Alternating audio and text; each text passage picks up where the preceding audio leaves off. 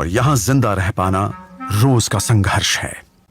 खासकर किसी फैमिली को पालना तो बहुत ही मुश्किल है। केप फॉक्सेस का यह जोड़ा भी हालात से जूझ रहा है। बारिश का कोई अता पता नहीं है और जमीन पर खाना ना के बराबर है। एक व्हिस्लिंग रैट से सबका पेट नहीं भर सकता।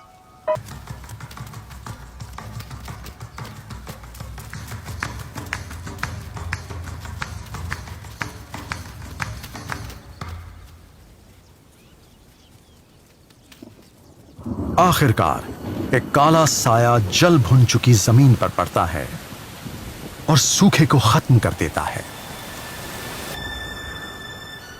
पहली बारिश कालाहारी को रातों रात हरा भरा कर देती है। यह बिल्कुल सही वक्त है नए मेहमानों को वेलकम करने का। 3 हफ्तों के ये बैट-ईयर्ड फॉक्स पप्स अपने बिल से निकलकर पहली बार खुले मैदान में आए हैं। पापा फॉक्स ही ज्यादातर इनकी देखभाल करता है और मामा फॉक्स को खाने की तलाश करने देता है ताकि वो बच्चों को दूध पिला सके। 3 महीने बाद इन्हें अपने एडल्ट कोट्स मिल चुके हैं और अब ये अपने बिल की सुरक्षा को छोड़कर बाहर आने को तैयार हैं। बाहर की दुनिया बहुत बड़ी है और अजीब जीवों से भरी पड़ी है। वो जल्द ही हिसाब लगाने लगते हैं कि कौन सा पड़ोसी दोस्त है।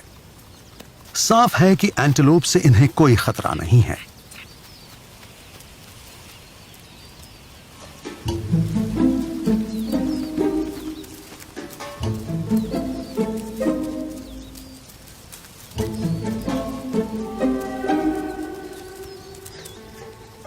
वैसे उनका मल काफी टेस्टी कीड़ों को अपने पास खींच लाता है।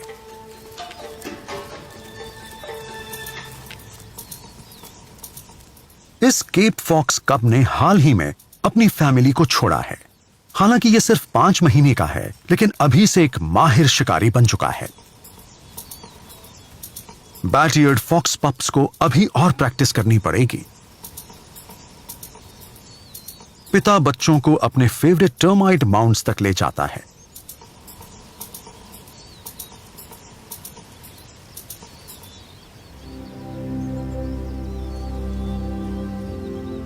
इनके खाने में 80% टर्माइट्स और डंग बीटल्स होते हैं और कालाहारी में गर्मियों के वक्त इनकी कोई कमी नहीं होती।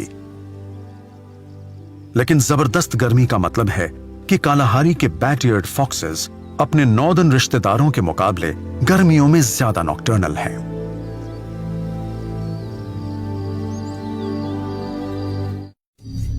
रात में जमीन जिंदा हो उठती है और हजारों की तादाद में कीड़े निकल आते हैं।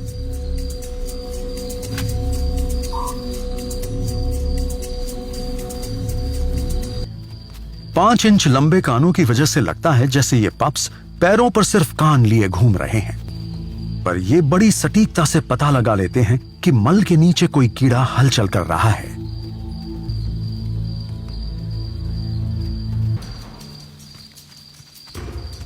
केप फॉक्स भी इस ठंडी रात का पूरा फायदा उठाता है। यह सही मायने में सदर्न अफ्रीका का फॉक्स है जो अपनी जबरदस्त स्पीड, सुनने की शक्ति और आईसाइट की मदद से अपने शिकार को ढूंढ लेता है।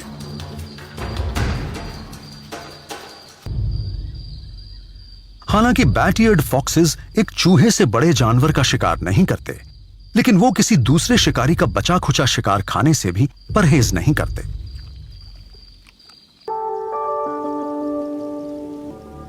और सुबह होते ही ये एक ऐसे ही शिकारी से रूबरू होने वाला है। एक मादा चीता जिसके बच्चे शिकार करने की स्किल्स की प्रैक्टिस करने के लिए उतावले हो रहे हैं।